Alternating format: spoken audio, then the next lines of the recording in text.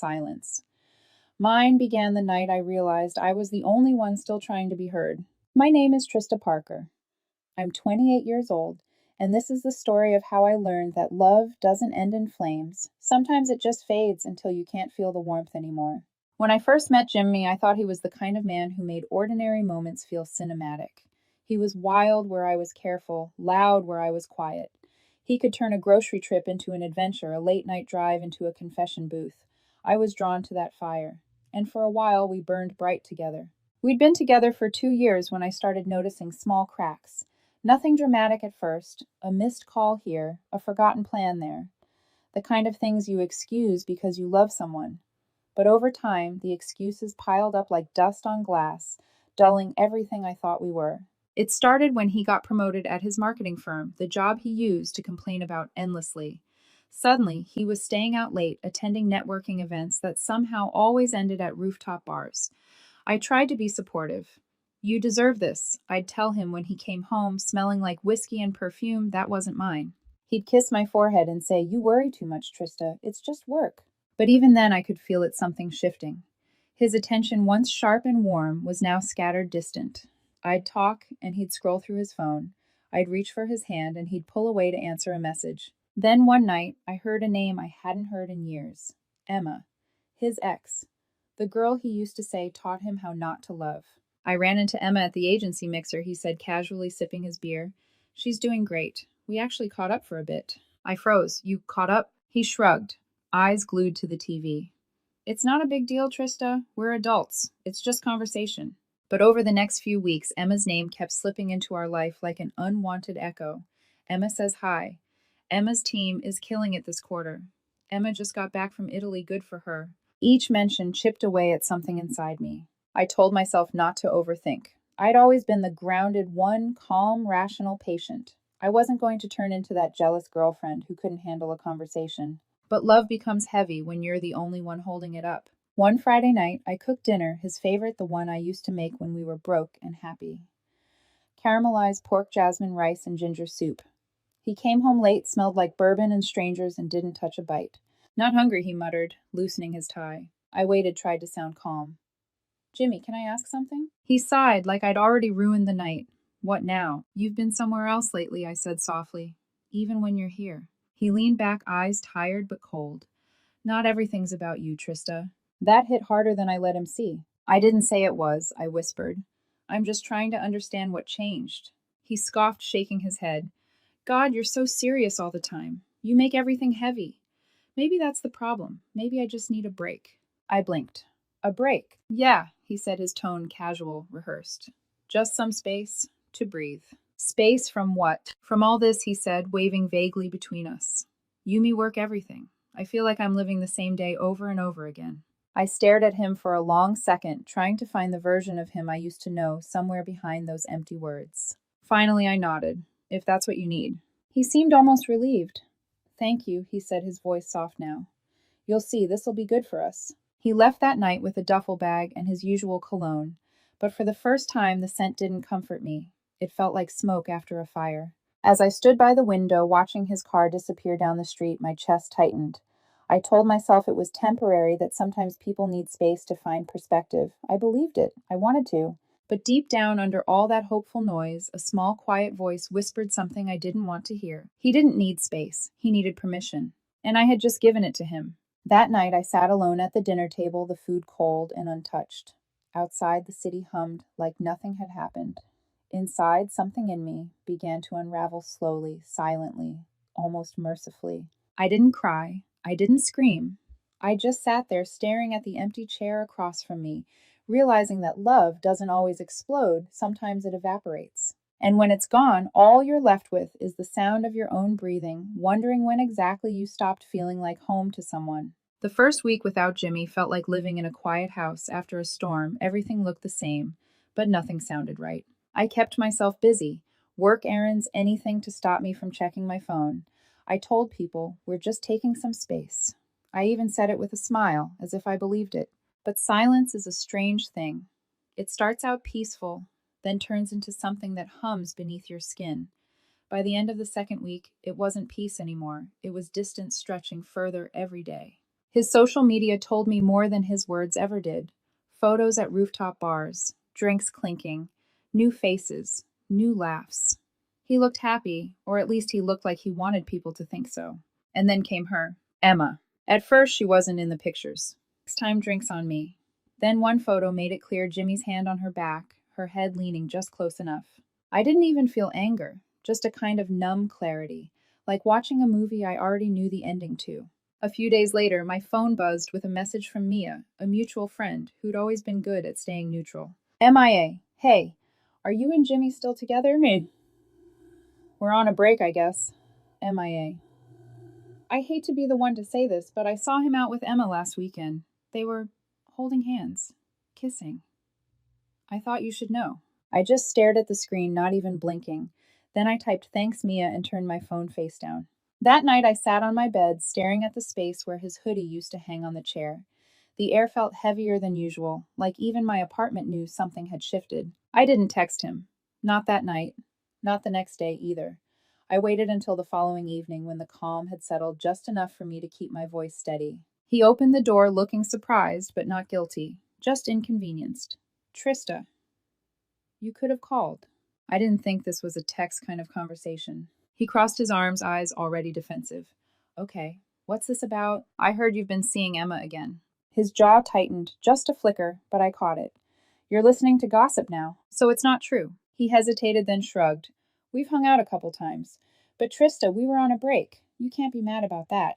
I stared at him, searching for a trace of remorse, but there was none.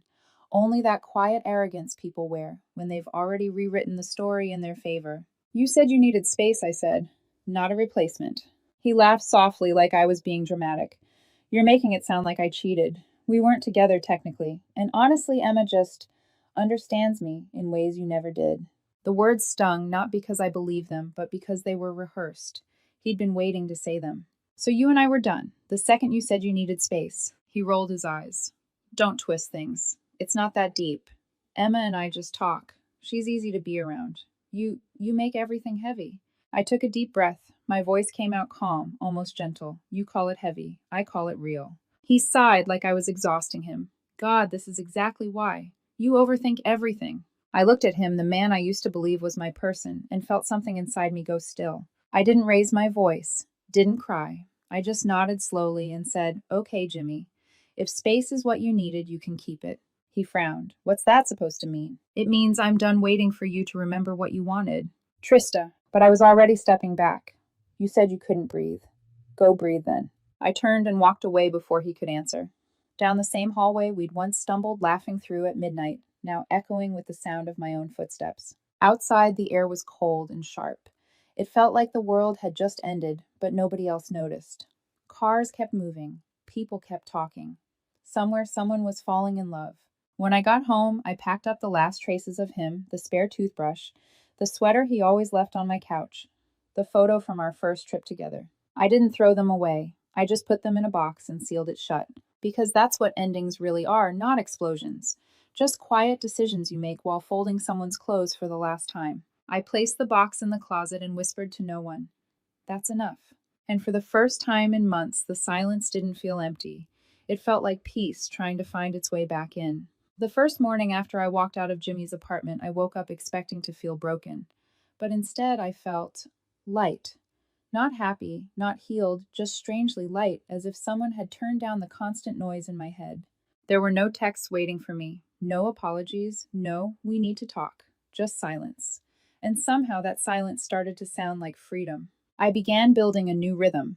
Morning coffee without rushing. Music instead of phone calls. Workdays that felt fuller, not because I was busy, but because no one was draining the life out of them. It's funny, for so long I thought loving Jimmy gave my days meaning. Turns out all it did was fill the quiet with chaos. By the second week, I started doing things for myself again. I joined a yoga class, planted a small herb garden by the kitchen window, even started reading before bed instead of scrolling through old photos. I was remembering who I'd been before I shrank myself to fit inside his world. Still, every now and then, that ache would sneak up on me like muscle memory. I'd hear a song we used to play in the car and feel my throat tighten, but instead of fighting it, I let it pass. Grief doesn't always need an audience. Meanwhile, Jimmy's carefully curated image began to crack. His social media posts, the same ones that once made me feel small, turned chaotic. Cryptic quotes about finding balance photos with captions like, "Sometimes you outgrow people." Translation things are falling apart. Mia texted me one evening while I was brushing my hair. MIA. Not my business, but Jimmy and Emma had a massive fight at a bar last night. About you, apparently. ME. About me, MIA. He accused her of lying. She said he's still hung up on you. It got messy. I stared at my reflection hairbrush midair. For a second, I didn't know what to feel. Vindication, sadness. But all I felt was distance, like watching strangers reenact a story I used to care about. A few days later, Jimmy texted for the first time since the breakup. "Jimmy, hey, just wanted to check in. How are you?" I stared at it for a long moment, then typed back. "Me, I'm good. You?" He replied instantly. "Jimmy, I've been better. Things are complicated." I left it at that. Didn't ask, didn't care. But the next few days, the messages kept coming. Funny memes. A photo of our old cat with the caption, "He misses you." A late night, "You still awake?" Each one felt like a small tug on a thread I'd already cut. I didn't reply to any of them. Not out of anger, out of peace. Then, one Sunday morning, I opened my curtains and froze. Down on the street, leaning against his car, was Jimmy. Sunglasses on, pretending to scroll through his phone like he just happened to be there. I almost laughed. It was so predictable, the grand gesture after the damage. When he saw me, he straightened immediately. "Trista," he called, waving. I hesitated, then went down. Because sometimes the only way to end a story is to hear the last line spoken out loud. He smiled when I approached, that same lopsided grin that used to melt me. Only now it looked forced. "I was in the area," he said. "Thought I'd say hi." "Hi," I said flatly. He shifted awkwardly, scratching the back of his neck. "You look good." "I am good." That threw him off. His smile faltered. "Listen, I just wanted to say I'm sorry. For everything." I crossed my arms. "Okay." He blinked. "That's it? That's all you're gonna say?" "What do you want me to say?" "I don't know. Maybe that you miss me too." I shook my head slowly. "You want the truth, I don't." He stared at me confused, like the words didn't compute. "Emma and I aren't talking anymore," he said quickly, as if that would matter. "It was a mistake. I see that now." I took a deep breath, my voice steady. "No, Jimmy, you didn't make a mistake. You made a choice. You chose to see what losing me felt like. And now you know." He looked down, shame flickering across his face. "That's not fair." "It's perfectly fair," I said softly. "You wanted space. You filled it with someone else. And now you're upset that your choice didn't save you." His eyes started to water, or maybe that was the sunlight. "Please, Trista," he said, reaching out. "I just want to talk. I don't want to lose you completely." I took a step back. "You already did." He froze as I turned and walked away. No yelling, no drama, no tears. Just quiet finality. When I got back to my apartment, I closed the door and leaned against it, heart pounding, not from pain, but from relief. That's when I realized healing doesn't always arrive with a celebration. Sometimes it comes disguised as indifference. That evening, I sat at my desk, opened my journal, and wrote a single line. "Peace isn't loud. It's the silence after the storm." And for the first time in a long time, I believed it. 3 months passed. Enough time for the seasons to change and for me to realize that the world hadn't ended, only a chapter had. By then, I'd settled into a new version of my life. Work was steady, my promotion had just gone through, and my apartment, once too quiet, had become my sanctuary. I rearranged the furniture, painted the living room pale sage, and filled it with plants that didn't need much attention but still thrived. Maybe I saw myself in them. There were moments I'd still catch his shadow lingering in my mind. Not the man himself, but the ghost of the version I loved. The version who used to hum old songs while cooking breakfast, who laughed at my bad jokes, who once swore, "You're my calm in all this noise." But that man didn't exist anymore. He'd been replaced by someone who mistook freedom for escape. One evening, while closing my laptop after another long workday, Mia called. "Don't hang up," she said, her voice already loaded. "I know you don't care, but you should probably hear this."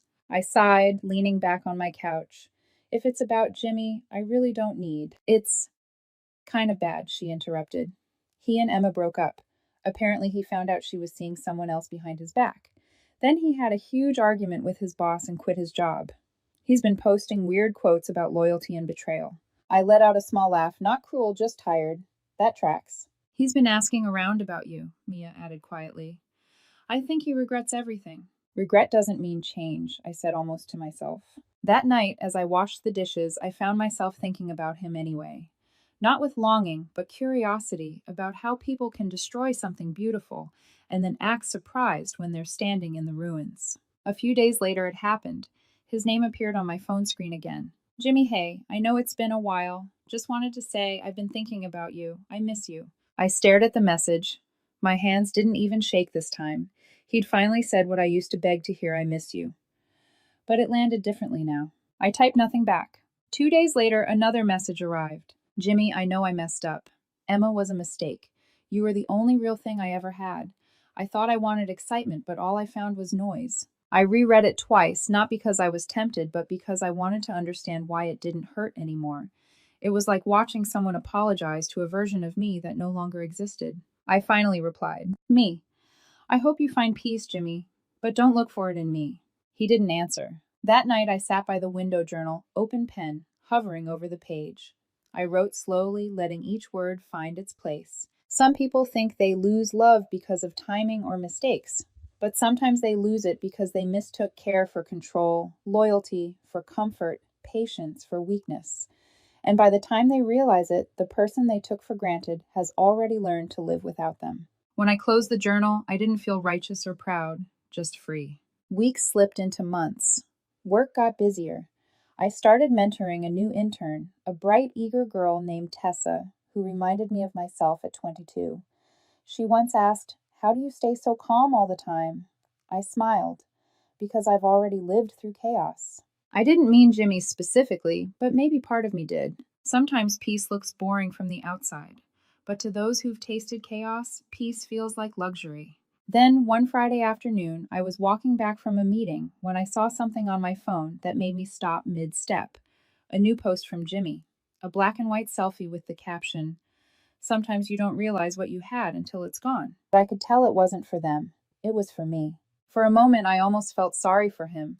He was still chasing closure from a story that had already ended, still rewriting our past, trying to make it sound tragic instead of deserved. But the truth was simple. He didn't lose me because of Emma. He lost me because when I gave him the chance to choose me, he chose himself instead. And now I was choosing me too. I closed the app, put my phone face down, and looked out the window. The city lights shimmered across the glass, reflected twice, once for the world I left, and once for the one I was building. Maybe that's what healing really is, not forgetting the story, but learning how to live peacefully after the ending. And in that quiet apartment, surrounded by plants and sunlight, I finally whispered the words I'd waited months to believe. I'm okay. 6 months after that final message, Jimmy became a story I told myself less and less often.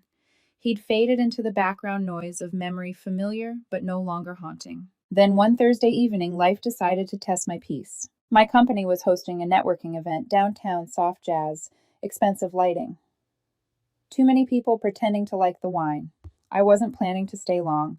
I just wanted to make an appearance, shake a few hands, and go home to my quiet. Halfway through the night, while talking to a client, I felt that instinctive prickle on the back of my neck, that strange awareness that someone's watching you. I turned, and there he was. Jimmy. He looked smaller somehow. Not physically still tall, still dressed sharp, but the energy was gone. The confidence that once filled the room before he even walked in had dimmed. He was standing beside Mia, of all people. I later found out she'd brought him as a +1 from her new firm. She saw me at the same moment he did, and her expression screamed, Please don't kill me. Jimmy's eyes widened slightly, then softened into something like nostalgia. He walked over before I could decide whether to leave. Trista, he said, smiling like we'd just bumped into each other at a grocery store. Wow, fancy seeing you here. I matched his politeness. Jimmy. He gestured around the room. You look like you belong here, professional confident.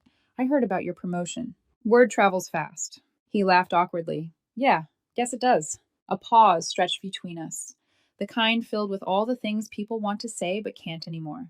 You look good, he said finally. So do you, I lied. He gave a little laugh, rubbing his neck, a nervous tell I used to find endearing. Now it just made him look unsure. I've been freelancing, he said, trying to get back on track. Good for you, he sighed. You don't make this easy. Make what easy? Talking to you.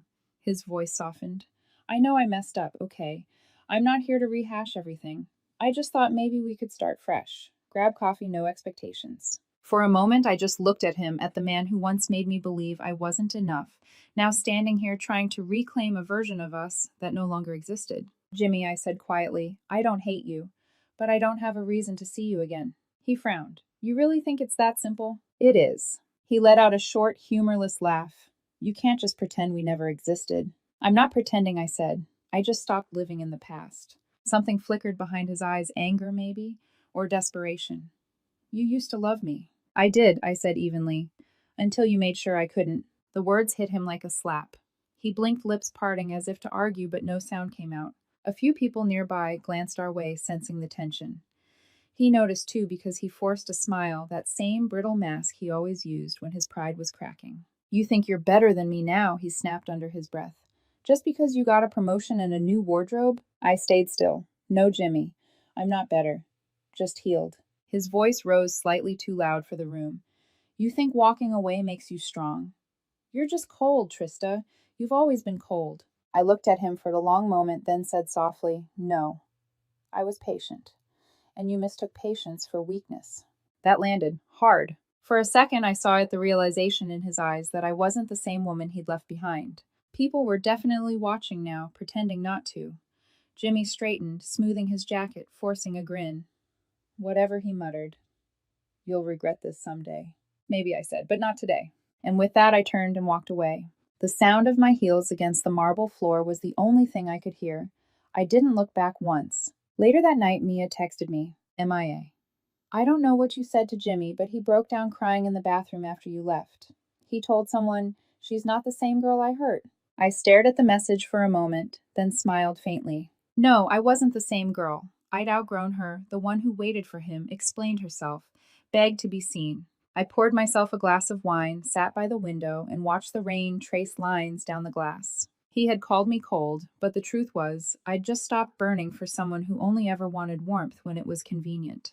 Maybe that's what closure really is, not an apology or a reunion, but the quiet understanding that the person who once had all the power now has none. And when I finally turned off the light that night, I didn't feel victorious. I just felt free. By the time half a year passed after that event, I had stopped measuring my days by how long it had been since Jimmy and I last spoke. I'd stopped counting altogether. My life had shape again. Soft, stable, quiet in the way peace always is. Mornings filled with sunlight through half-open curtains, the smell of coffee drifting from my small kitchen music low in the background. I'd taken a trip with friends, learned how to swim properly, even signed up for a pottery class. My hands had started building things again. Not memories, not compromises, just clay and stillness. Then one morning I opened my inbox and froze. Subject. Please read this. I promise it's the last time. From Jimmy. I hovered over it for almost a minute before clicking. Jimmy's email. I know I've reached out before and made a fool of myself. I just need to say this properly. I'm sorry for everything I did to you, Trista. I didn't appreciate you when I had you. I thought I wanted freedom, but it turns out I just didn't want to face myself. You were the calm I mistook for boredom, and now I can't find it anywhere else. Ryan was a disaster, work's been a mess, and I keep meeting the same kind of people, the kind who only take. I finally understand what you meant about peace. I miss that. I miss you. I'm not asking for anything. I just want you to know that you were right. I read it once, then again, and felt nothing. No bitterness, no longing, not even relief. Just quiet understanding, the kind that comes when the lesson is already learned. For a long while, I stared at the blinking cursor of my reply window, debating whether to answer at all. Then I typed, Me. I appreciate the message. I'm glad you're being honest now, but we're at very different places in life. I don't hate you, and I don't wish you harm. I just don't carry what happened anymore. I learned what peace feels like, and I'm not willing to trade it for anything familiar, especially not the past. Take care of yourself, Jimmy. He replied within minutes. Jimmy, so that's really it. No chance, no coffee, nothing. Me, there's nothing left to fix. We ended a long time ago. I just stopped pretending otherwise. Jimmy, I don't know how to move on from you. Me, then start by not looking backward. He didn't reply after that. 2 weeks later, Mia mentioned in passing that he'd moved back to his hometown, new job, new apartment, same patterns already showing, and I didn't feel the need to know more. That weekend, I moved into a brighter apartment with wide windows and enough space for the life I was building. While unpacking, I found the small box I'd sealed months ago, his sweater, the old photo. The tiny traces of a story that used to define me. I carried it to the balcony. The sky was turning gold.